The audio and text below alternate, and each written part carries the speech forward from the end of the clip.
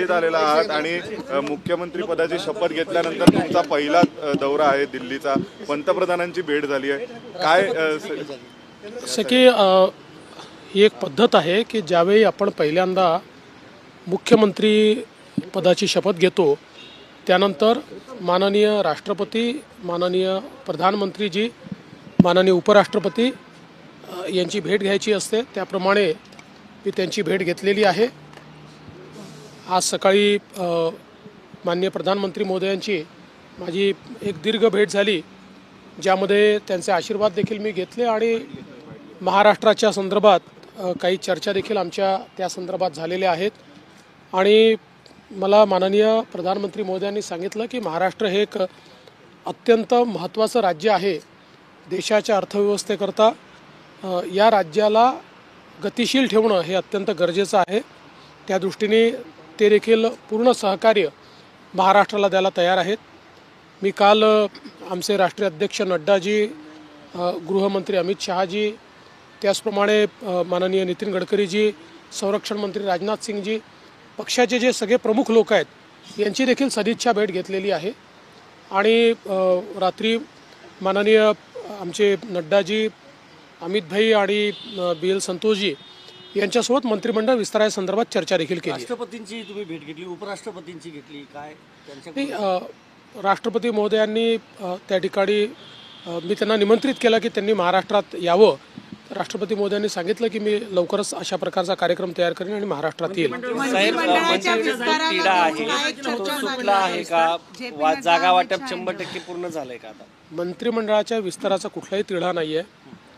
पहिल्यांदा तर तुम्ही ज्या काही बातम्या चालवल्या त्याचं क्लॅरिफिकेशन देतो की अजितदादा त्यांच्या कामाने आले आहेत, मी माझ्या कामाने आलेलो आहे आणि आत्ता लगेच शिंदेजींचं इथे काम नसल्यामुळे ते आलेले नाही आहेत। त्यामुळे ते मुंबईत आहेत, आम्ही दिल्लीत आहोत। म्हणजे कालपासनं आजपर्यंत माझी अजितदादांची दिल्लीत भेट देखील झालेली नाही आहे। मी माझ्या पक्षाच्या नेत्यांना भेटायला आलेलो आहे आणि आमच्या पक्षाचे मंत्री कोण असतील, त्यांच्या पक्षाचे कोण असतील, शिंदेसाहेबांचे शिंदेसाहेब ठरवतील, अजितदादांचे अजितदादा ठरवतील। आमच्या पक्षाचे मंत्री कोण असतील याचा निर्णय हा शेवटी आमचं जे काही पार्लमेंटरी बोर्ड आहे, आमचे नेते ते घेतात। त्यामुळे काल बावनकुळेजींनी आणि मी आमच्या नेत्यांची भेट घेतलेली आहे, त्याच्यावर चर्चा केलेली आहे।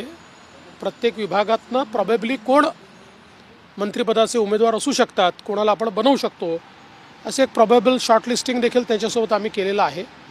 आता या संदर्भात वरिष्ठ स्तरावर ते निर्णय करतील आणि आम्हाला कळवतील। तुम्ही नरेंद्र मोदींना भेटलात, नरेंद्र मोदींचं फॉर्म्युला वगैरे सगळा ठरलाय, तुम्हाला कळेल। सर तुम्ही नरेंद्र मोदींना भेटलात, नरेंद्र मोदींचं तुमच्यावर एक विशेष प्रेम आहे। ज्यावेळी मुख्यमंत्री कोण होणार ही चर्चा सुरू होती तेव्हा सुद्धा नरेंद्र मोदींच्या वतीने देवेंद्र फडणवीस होणार हे आम्हाला ऐकायला मिळत होतं। तुम्ही आज काय सांगाल, काय स्पेशल बातमी? मला असं वाटतं की मोदीजी हे आमचे सर्वोच्च नेते तर आहेतच, पण एक प्रकारे आमच्या पक्षामध्ये आमच्या सगळ्यांकरता पितृतुल्य अशा प्रकारचं ते नेतृत्व आहे। त्यामुळे आमच्या सगळ्यांचं एक स्पेशल कनेक्ट हा मोदीजींसोबत आहे आणि त्यांचं प्रेम, मार्गदर्शन आम्हाला मिळत असतं। प्रसंगी आम्ही चुकलो तर आम्हाला रागवतात देखील। त्यामुळे एका पालकाच्या भूमिकेमध्ये ते या ठिकाणी आहेत आणि त्यांना भेटणं ही नेहमीच मला असं वाटतं एक अतिशय आनंदाची गोष्ट असते। आणि विशेषतः मी छत्रपती शिवाजी महाराजांची प्रतिमा ही मोदीजींना याकरता दिली की 2014 साली त्यांनी त्यांच्या प्रचाराची सुरुवात ही रायगडावर येऊन छत्रपतींना नमन करून केली होती। छत्रपती शिवाजी महाराजांच्याबद्दल त्यांच्या मनामध्ये प्रचंड श्रद्धा आहे आणि छत्रपती शिवाजी महाराजांनी जो मार्ग दाखवला आहे त्या मार्गाने चालण्याचा प्रयत्न ते नेहमी करतात। म्हणूनच मी त्यांना ती मूर्ती दिली।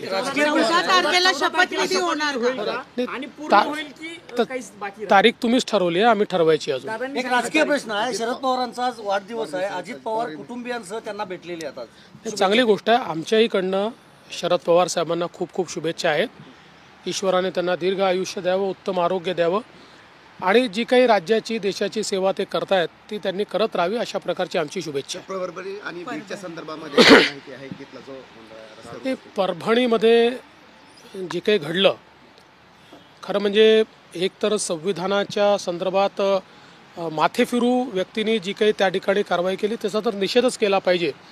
मात्र एक गोष्ट निश्चित आहे की तो व्यक्ती माथेफिरू आहे. एक प्रकारे ज्याला आपण ज्याच्यावर मनोरुग्ण म्हणतो अशा प्रकारचा मनोरुग्ण आहे आणि त्याला लगेच अटक झाली. अटक झाल्यानंतर इतक्या मोठ्या प्रमाणात हिंसा होणं हे काही योग्य नाही आहे. मला असं वाटतं की जे लोक भारताच्या संविधानाला मानतात आणि जे भारतरत्न डॉक्टर बाबासाहेब आंबेडकरांना मानतात अशा लोकांनी नेहमी संवैधानिक मार्ग पत्करले पाहिजेत आणि अटक झाल्यानंतर हिंसा करणं हे काही फार योग्य नाही आहे. तथापि आता तिथे शांतता आहे आणि भविष्यातही शांतता राहावी असा आमचा प्रयत्न आहे. महाराष्ट्राचे गृहमंत्री तुम्हीच असणार. अरे बाबा थोडी वाट पहा ना, एवढी घाई काय करतो, सगळं सांगतो. चला बीडमध्ये देखील अशाच प्रकार